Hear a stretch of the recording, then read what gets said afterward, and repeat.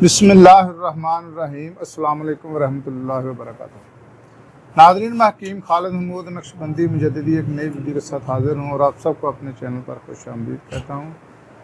YouTube channel को subscribe करें और बेल आइकन ज़रूर दबा दें और फेसबुक का पेज को फॉलो करें ताकि बर वक्त आपको वीडियो का मैसेज मिल सके।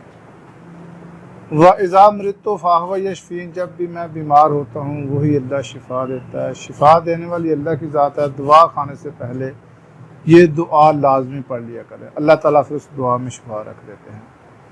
तो नाज़रीन, मौजू है मेरा अंदाम नहानी का ढीलापन, इस्तरखा अंदाम नहानी, शर्मगाह का ढीलापन वज़ा हमल के बाद की बेहतियातियाँ। जब बच्चा पैदा हो जाए, थोड़ा सा मैं आम अल्फाज में आपको समझा देता हूँ। वज़ा हमल से मुराद ये होता है कि जो हमल ठहरता है उसका बच्चा जब डिलीवर हो जाता है तो उसके बाद जब हमल जो है वाज़ह हो जाए या बच्चा डिलीवरी के बाद की कुछ बेहतियातियाँ होती हैं, कुछ हमल के दौरान की बेहतियातियाँ होती है, उसकी वजह से भी इस्तरखा हो जाता है, ढीलापन आ जाता है। तो इसकी बहुत सारी वजूहात होती है।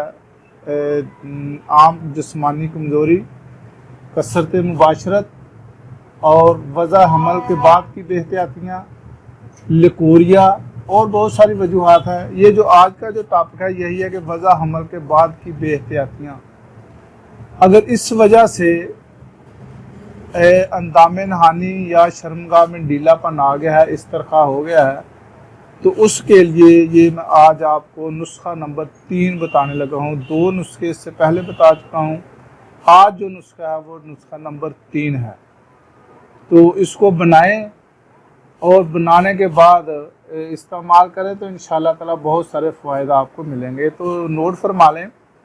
मोचरस ये 50 ग्राम, आमला खुशक 50 ग्राम, तबाशीर नुकरा, इसको बांसी तबाशीर जो है ना वो आपने लेनी है 50 ग्राम, बलीला 50 ग्राम, पोस्त हलीला जर्द 50 ग्राम, हुब्बल अलास 50 ग्राम, कात सफ़ेद 50 ग्राम, गुल सुरख गुलाब के फूल 50 ग्राम, गुल मखतूम, गुले मखतूम भी कह सकते हैं, गुले सुर्ख भी कह लें, गुल मखतूम 50 ग्राम, माजूए सब्ज़ या माजू सब्ज़ 50 ग्राम, निशाश्ता गंदम 50 ग्राम, पोस्त अनार, अनार का छिलका 75 ग्राम, मूसली सफ़ेद 100 ग्राम, मूसली स्याह 100 ग्राम, रुब अनार शीरी 150 ग्राम, रुब बही 150 ग्राम, चीनी 2.25 किलो। ये तमाम अज्जा आपने लेने हैं। तो जो खुश्क अद्वियात है, चीनी का आपने इसकी चाशनी तैयार करनी है।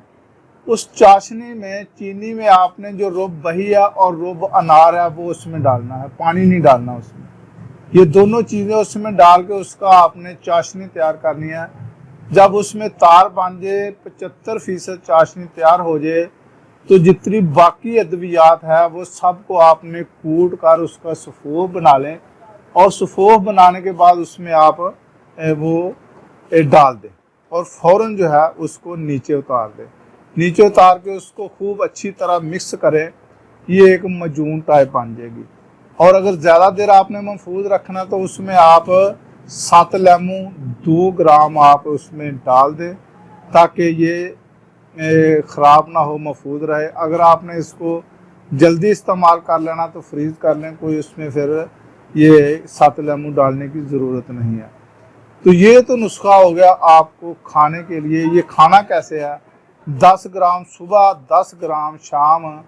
कुश्ता मरवारीद, सुच्चे मोती जिसको हम कहते हैं, उसका कुश्ता किसी भी कंपनी का आप ले लें क्योंकि वो आप नहीं बना सकते। ये 2 रत्ती 10 ग्राम ये मजून में डालकर आपने सुबह लेना है और 10 ग्राम मजून और 2 रत्ती कुश्ता मरवारीद शाम को लेना है। اور اس وجہ سے آپ کی جو جسمانی کمزوری کی وجہ سے آپ کا شرمگاہ جو ہے وہ آپ کی ڈھیلی ہو گئی ہے، اس میں اس طرح آ گیا ہے، تو انشاءاللہ تعالی کمزوری کی وجہ سے جو ہوگا وہ ٹھیک ہو جائے گا۔ اب جو اندرونی طور پہ آپ نے استعمال کرنا ہے وہ بھی چیزیں نوٹ فرما لیں۔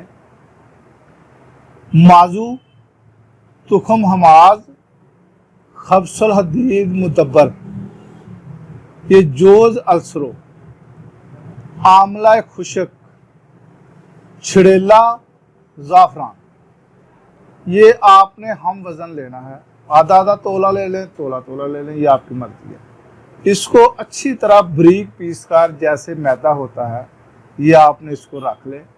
اس کے بعد آپ نے جفت بلوت، مازو اور گلنار، یہ آپ نے ایک ایک تولہ یا آدھا آدھا تولہ لے لے، اس کو پانی میں ڈال کر خوب جوش دے اچھی طرح۔ جب اس کا کاوا ٹائپ بن جائے تو ایک آپ نے چھوٹا سا کپڑا لینا ہے جس کی آپ نے پوٹلی بنانی ہے۔ وہ پوٹلی اس پانی میں آپ نے تر کرنی ہے، اس کو چھان دے تاکہ اس کے ساتھ کچرا نہ لگے، اور جو دعا جس کے صفوف بنایا ہے وہ صفوف جو میں نے آپ کو 5-4 چیزیں کو صفوف بتایا، وہ صفوف اس پر چھڑک دیں یا تھوڑا اندر رکھ لیں کسی بھی دایا سے، جس کو ہم طب میں قابلہ بھی کہتے ہیں، اس کے ذریعے شرمگاہ کے اندر اس کو رکھ دیں۔ اس کا جو ڈھیلا پن ہے انشاءاللہ تعالی وہ ٹھیک ہو جائے گا۔ اس کے جو استرخاء آ گئے ہیں، پٹھے کمزور پڑ گئے ہیں، وہ اندر رکھنے سے، اندامِ نانے کے اندر رکھنے سے، اور وہ جو نسخہ میں نے کھانے کے لیے بتایا ہے وہ کھانے سے انشاءاللہ تعالی آپ کو بہت سارے فوائد ملیں گے۔ خدا حافظ۔ السلام علیکم ورحمۃ اللہ وبرکاتہ۔